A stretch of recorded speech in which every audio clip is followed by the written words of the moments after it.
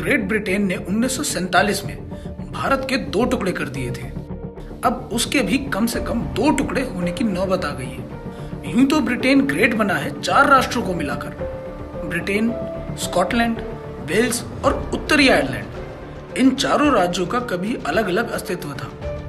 इनकी अपनी सरकारें थी, अपनी अपनी भाषा और संस्कृति थी। लेकिन ग्रेट ब्रिटेन बन जाने के बाद इन चारों राष्ट्रों की हैसियत ब्रिटेन के प्रांतों के समान हो गई। इंग्लैंड की भाषा, संस्कृति, परंपरा का वर्चस्व इन राष्ट्रों पर छा गया। लेकिन स्कॉटलैंड के लोग हमेशा अपनी पहचान पर गर्व करते रहे और वे अपनी स्वायत्तता के लिए संघर्ष भी करते रहे। यूरोपीय संघ बनने के बाद, या यूं कहिए कि द्वितीय विश्व युद्ध के बाद के वर्षों में स्कॉटलैंड के लोगों ने महसूस किया कि व्यापार और राजनीति के हिसाब से वे लोग अंग्रेजों के मुकाबले नुकसान में रहते हैं। वे स्कॉटलैंड को इंग्लैंड से अलग करना चाहते हैं। अलगाव की इस मांग को जोरों से गुंजाने वाली पार्टी स्कॉटिश नेशनलिस्ट पार्टी इस बार फिर चुनाव जीत गई है। 2007 से अब तक वह लगातार चौथी बार जीती है। हालांकि 129 सदस्यों की उसकी संसद में उसे 64 सीटें ही मिली है, लेकिन सरकार उसी की बनेगी क्योंकि अन्य पार्टियों को बहुत कम सीटें मिली हैं। इसी स्कॉट राष्ट्रवादी पार्टी की पहल पर 2014 में स्कॉटलैंड में जनमत संग्रह हुआ था कि स्कॉटलैंड को ग्रेट ब्रिटेन से अलग किया जाए या नहीं।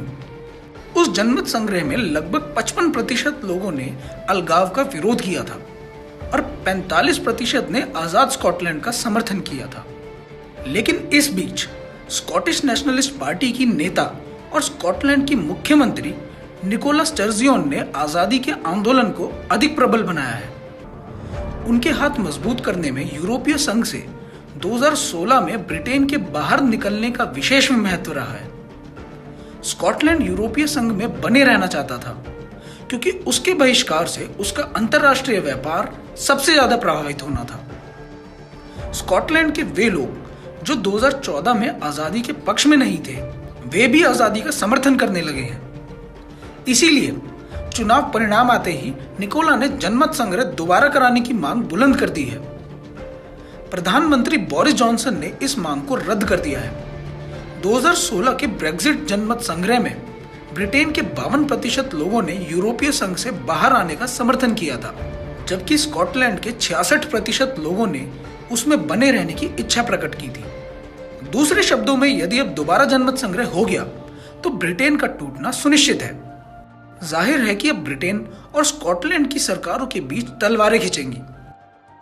कोई आश्चर्य नहीं कि ग्रेट ब्रिटेन भी विभाजन के उसी दौर से गुजरे जिससे 1947 में भारत गुजरा था। जय हिंद, वंदे मातरम।